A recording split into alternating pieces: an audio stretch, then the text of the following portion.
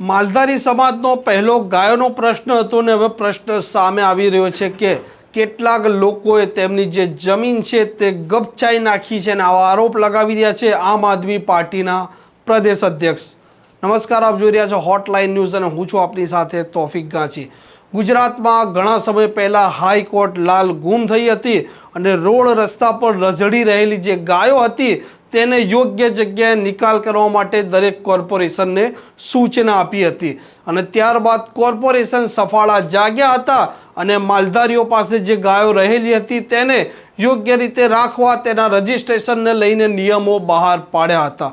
આ મામલે અમદાવાદમાં પણ માલધારી સમાજના લોકોએ આંદોલન કર્યા હતા અને સરકાર સુધી તેમની વાત પહોંચાડવાની વાત કરી હતી ને તે સમયે તેમણે અવાજ ઉઠાવ્યો હતો કે અમારા પાસે ગાયો છે પણ સરકાર દ્વારા આપવામાં આવેલી જે ગૌચર જમીન છે તે ગૌચર જમીનો છે ક્યાં? સરકાર તો પહેલાં તેમની જે ગૌચર જમીન છે તેમાં જે લોકોએ કબજો કર્યો છે તે પાછી અપાવે. આ મામલે હવે મેદાને આવ્યા છે આમ આદમી પાર્ટીના પ્રદેશ અધ્યક્ષ ઈસુદાન ગઢવી. તેમણે શું કહ્યું છે તે આપ સાંભળી લો.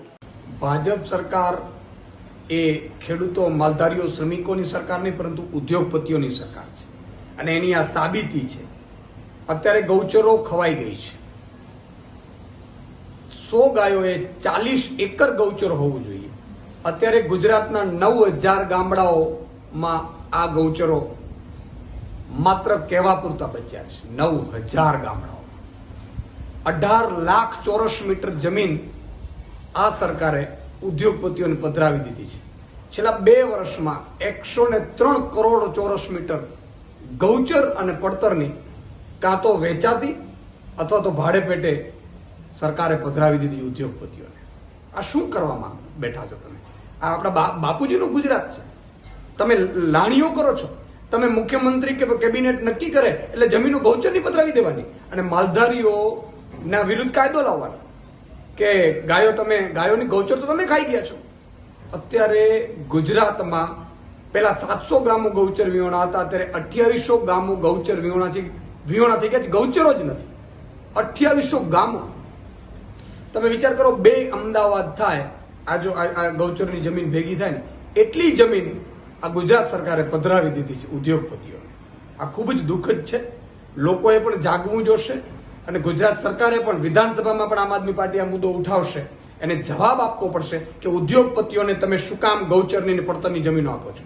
એવું તમારે શોખ હોય તો આપો ખેડૂતોને, જમીન વિહોણાને આપો, ગરીબોને આપો, પરંતુ નહીં.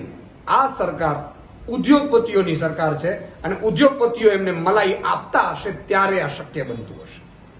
એટલે ગુજરાતમાં આખું ગૌચર ખાનારી સરકાર આ પહેલી કદાચ હિન્દુસ્તાનની હશે તો એ ભાજપની ગુજરાતની સરકાર.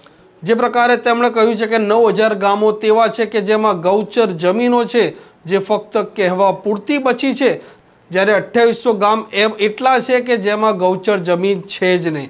આમ ગૌચર જમીનનો આ જે પ્રશ્ન છે તેને લઈને સમસ્યા વારંવાર સર્જાતી હોય છે અને કેટલાક ઉદ્યોગપતિઓએ મળતિયા દ્વારા આ જમીન પર કબજો કર્યો છે તેવો આમ આદમી પાર્ટી આરોપ લગાવી રહી છે. આ પ્રકારના સમાચાર જો આપને પસંદ આવતા હોય તો આ ચેનલને સબસ્ક્રાઇબ કરવાનું ભૂલતા નહીં. નમસ્કાર.